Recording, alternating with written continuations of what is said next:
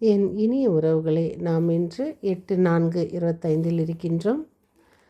தினம் ஆவியானவர் நம்மை அன்போடு வழி நடத்தி அன்பின் வழியில் நம்மை நடத்தி செல்ல அன்னையோடு அன்பிலும் நாம் தினம் தொடரும் சங்கீத தொடர்ச்சி 78, 22, 23, 24. அன்னையோடு நாம் செல்வோம் கல்வாரி பயணத்திற்கு இயேசுவின் பின். இன்றைய வாசகம் எண்ணிக்கை 21/4/9. இன்றைய தூய நற்செய்தி வாசகம் 8:21-30. நாம் தினம் வாசிக்கின்ற இந்த வாசகங்கள் நமக்கு இயேசுவின் உண்மையான அன்பையும் அருளையும் வெளிப்படுத்துகின்றது.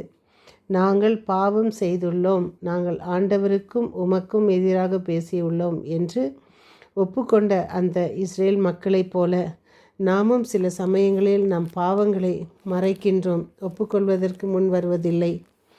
அன்று இயேசுவின் மேல் சுமத்திய அந்த சிலுவை பேசியது.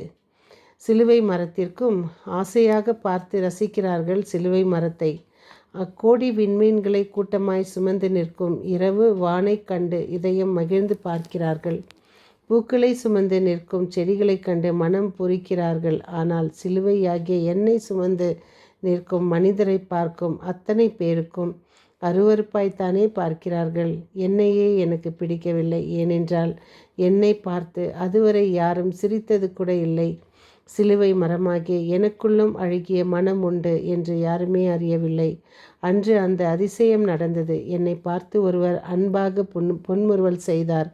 அவரின் தோளில் என்னை சுமத்திய பொழுது அன்பாக என்னை வருடினார். அவரை பார்த்து அந்த சில நிமிடங்களிலே நானும் கண்டுபிடித்து விட்டேன், அவர் குற்றமே செய்யாத குழந்தை என்று. 33 ஆண்டுகள் கூடி வாழ்ந்தவர்கள் கொடூர தீர்ப்பை வழங்கி என்னை அவர் மேல் சுமத்தினார்கள். என் மனம் வலித்தது. என்னை அவர் மேல் சுமத்தியதால் அல்ல, இன்னும் அவரை யார் என்று நீங்கள் புரிந்து கொள்ளாததால் தான். என் மௌன மொழிகளை புரிந்து கொண்ட அவர் என்னை வெற்றியின் சின்னமாய் மாற்றுவேன் என்றார். சிலுவை கொடுக்கும் வினாக்களுக்கு நாம் பதில் கொடுக்க முடியுமா? சுமைக்குள் தான் சுகம் இருக்கிறது என்று சுவாரஸ்யமாக பேசும் நீ உனது சுமையை பிறர் மீது சுமத்திவிட்டு தூர நின்று வேடிக்கை பார்க்கின்றாயா? திரைக்கு பின் பலர் உழைக்க, திரைக்கு முன்னே புகழ், பதவி, பணம் இவற்றை மட்டும் நீ அனுபவித்து கொண்டிருக்கின்றாயா? மானிடர்களாகிய நாம் குறையில்லாத மனிதன் இல்லை. அதை குறைக்க தெரியாதவன் மனிதனே இல்லை. சுமைகளை குறைக்க குறைகளை நிவர்த்தி செய். இயேசு இறைமகன் என்றும் இருக்கிறவர் நானே என்றும் இயேசு பலமுறை எடுத்து கூறிய போதும் யூதர்கள் அவரது வார்த்தைகளை நம்ப மறுத்தனர்.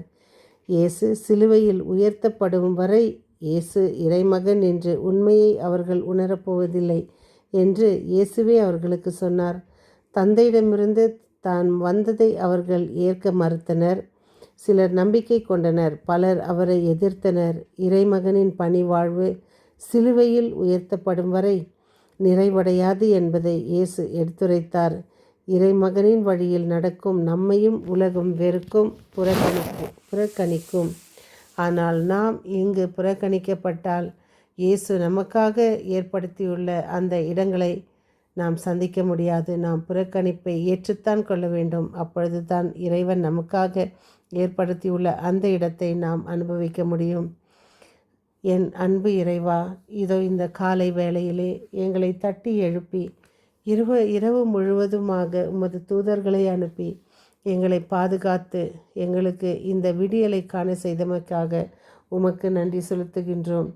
சுமைகளை சுகமாக மாற்றுபவரே இறைவா, பிறருக்கு நான் என்றும் பாரமாக இராமல் என் சுமையை உன் துணையுடன் சுமக்கும் மன வலிமையையும் பிறர் குற்றங்களை பெரிதுபடுத்தாத மனதிடனையும் தாரும். இதோ இன்று எங்களுக்காக மன்றாடுகின்ற ஒவ்வொருவரையும் ஆசிர்வதியும். நாங்கள் யாருக்காக ஜெபிக்கிறோமோ அவர்களை ஆசிர்வதியும். விசேஷமாக நோயில் வாழ்வோர், துன்பத்தில் உழல்வோர், தனிமையில் வாழ்வோர், விதவைகள், ஆதரவற்றவர்கள், சிறுவர்கள், பாலியல் தொல்லையால் வருந்துபவர்கள் மற்றும் அநேக காரியங்களில் தங்களை இழந்து எனக்கு யாருமே இல்லை என்று அந்த ஒரு வேதனையில் உழண்டு கொண்டிருக்கிற ஒவ்வொருவரையும் தொட்டு சுகப்படுத்தும். இதோ விசேஷமாக பரீட்சை எழுதும் ஒவ்வொருவரையும் ஆசிர்வதியும், அவர்கள் தேவையை சந்தியும், அவர்களுக்கு நல்ல ஒரு அருளையும் ஆசிரியையும் தந்து அவர்களை அதில் உயர்த்தி வையும். இன்று எங்களுக்கு நல்ல ஒரு நாளை தந்து எங்களுக்கு ஆசீர்வாதத்தை தந்தமைக்காக உமக்கு நன்றி செலுத்துகிறோம் இறைவா. இந்த ஜெபங்களை எங்கள் ஆண்டவராகிய இயேசு கிறிஸ்துவின் மூலம் உமக்கு சமர்ப்பிக்கிறோம். எங்கள் ஜீவனுள்ள நல்ல பிதாவே. மீண்டும் சந்திக்கும் வரை உங்கள் அன்பு தோழி.